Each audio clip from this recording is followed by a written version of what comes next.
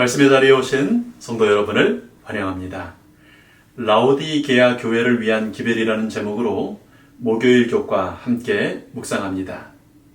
오늘의 제목은 재림 전 마지막 시대, 라오디게아 교회 시대라고 불리우는 우리 시대의 모든 성도들에게 특별히 관심을 갖게 하는 그런 기별이고 또 제목이라고 생각이 듭니다. 요한계시록 3장에서 라오디게아 교회는 칭찬은 없고 책망만 받은 그런 교회입니다. 그러나 예수님께서 버리시지 않는 교회, 끝까지 포기하시지 않는 교회입니다. 영광스러운 예수님의 재림을 맞이하는 그런 영광을 누리는 교회이기도 합니다. 우리가 사는 이 시대, 역사의 마지막 시대를 위하여 주신 기별들을 오늘 함께 묵상하겠습니다. 말씀을 나누기 전에 함께 기도하겠습니다. 아버지 하나님, 이제 거의 끝이 다 되어 가고 있습니다. 우리 주님 다시 오실 날이 멀지 않았습니다. 이 마지막 시대, 라오디게아 시대에 여전히 주님의 몸된 교회를 붙드시고 인도하시는 우리 주님 예수님을 인하여 감사드립니다. 이제 오늘 라오디게아 교회를 위한 기별을 묵상하겠습니다. 저희에게 주시고자 하시는 하나님의 기별을 깨닫게 하시며 마음에 새기고 살아가도록 인도하여 주시옵소서. 예수님 이름으로 기도합니다. 아멘. 바울 사도는 골로새 성도들에게 보내는 편지를 라오디게아 교회 성도들도 읽도록 회람하라고 요청합니다. 그리고 내가 라오디게아 교회에 보낸 편지가 있는데 그것을 당신들도 또한 읽으면 좋겠다고 얘기합니다. 골로새 4장 16절입니다. 이 편지를 너희에게서 읽은 후에 라오디게아인의 교회에서도 읽게 하고 또 라오디게아로부터 오는 편지를 너희도 읽으라. 정말 아쉽게도 라오디게아 교회에 보냈던 그 편지가 오늘 우리에게 전달이 되고 있지는 않습니다. 우리가 전에 묵상했던 골로새 2장에서 바울 사도는 라오디게아 교회를 향한 그의 마음의 소원을 이렇게 고백했었습니다. 골로새 2장 1절의 말씀입니다. 내가 너희와 라오디게아에 있는 자들과 무릇 내 육신의 얼굴을 보지 못한 자들을 위하여 얼마나 힘쓰는지를 너희가 알기를 원하노니 이는 그들로 마음의 위안을 받고 사랑 안에서 연합하여 확실한 이해의 모든 풍성함과 하나님의 비밀인 그리스도를 깨닫게 하려 함이니 그 안에는 지혜와 지식의 모든 보화가 감추어져 있느니라.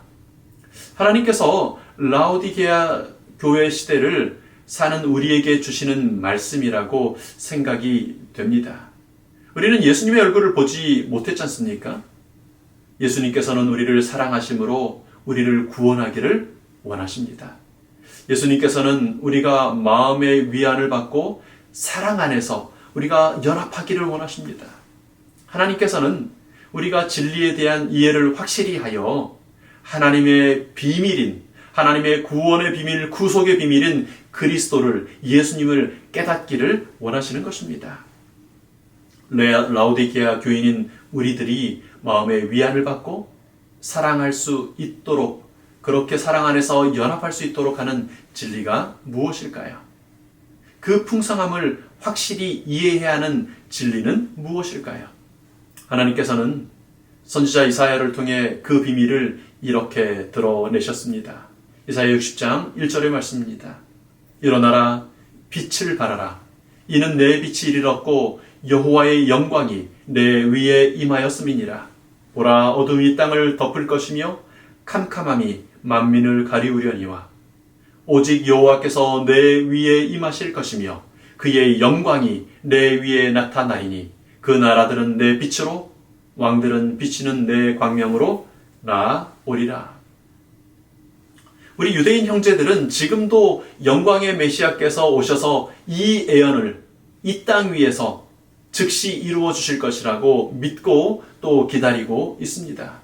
그러나 우리는 이 예언이 재림하시는 예수님에 의해 이루어지실 것이라는 것을 알고 또 믿고 있습니다. 요한을 통해 주신 계시를 통해 이 예언이 이루어지는 장면을 다시 한번 이렇게 계시하고 있습니다. 요한계시록 18장 1절의 말씀입니다. 이 일 후에 다른 천사가 하늘에서 내려오는 것을 보니 큰 권세를 가졌는데 그의 영광으로 땅이 환하여지더라. 힘찬 음성으로 외쳐 이르되 무너졌도다 무너졌도다 큰 성 바벨론이여 귀신의 처소와 각종 더러운 영이 모이는 곳과 각종 더럽고 가증한 새들이 모이는 곳이 되었도다. 그 음행의 진노의 포도주로 말미암아 만국이 무너졌으며 또 땅의 왕들이 그와 더불어 음행하였으며 땅의 상인들도 그 사치의 세력으로 치부하였도다 하더라. 또 내가 들으니 하늘로부터 다른 음성이 나서 이르되 내 백성아 거기에서 나와 그의 죄에 참여하지 말고 그가 받을 재앙들을 받지 말라. 하늘에서 큰 권세를 가진 천사가 내려오는데 그의 영광으로 온 땅이 환하여집니다. 일어나라 빛을 발하라 이는 내 빛이 이르렀고 여호와의 영광이 내 위에 임하였음이니라는 예언이 이렇게 성취되는 것입니다. 어둠이 땅을 덮을 것이며 캄캄함이 만민을 가리울 때 큰 성 바벨론의 죄와 악으로 온 세상이 더럽혀진 어두울 때 오직 여호와께서 내 위에 임하실 것이라고 예언된 것입니다. 하나님께서는 내 백성아 거기서 나와 그의 죄에 참여하지 말고 그가 받을 재앙들을 받지 말라고 부르십니다. 라오디게아 교회 교인들에게 주시는 기별이 이것입니다. 어두운 곳, 멸망이 선고된 곳에 있지 말고 거기서 나오라는 것입니다. 여러분, 우리는 탈출해야 하는 사람들인 것을 기억하시면 좋겠습니다. 출애굽하던 모세 시대의 사람들처럼 말입니다. 소돔을 탈출해야 했던 롯처럼 말입니다. 떠나야 살 수 있는 것입니다. 하나님께서는 라오디게아 교회의 우리들을 부르십니다. 하나님께서 우리를 위하여 베푸실 아름다운 구원이 이사야 선지자를 통하여 또 이렇게 예언이 되었습니다. 이사야서 62장 1절부터 5절의 말씀입니다.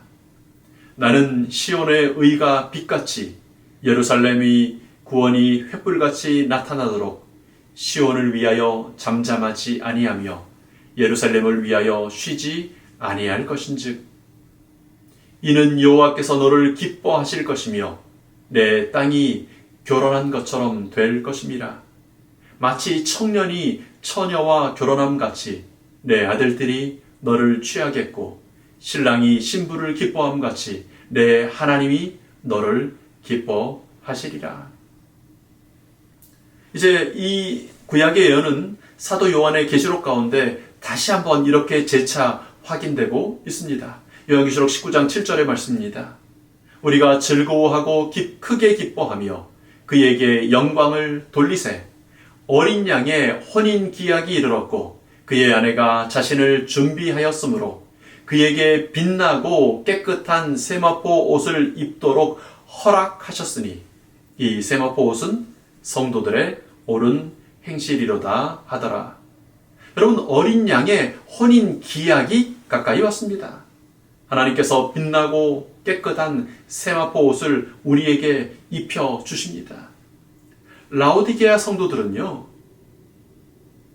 성도들의 옳은 행실을 상징하는 빛나고 깨끗한 세마포 옷을 입도록 허락받은 사람들입니다.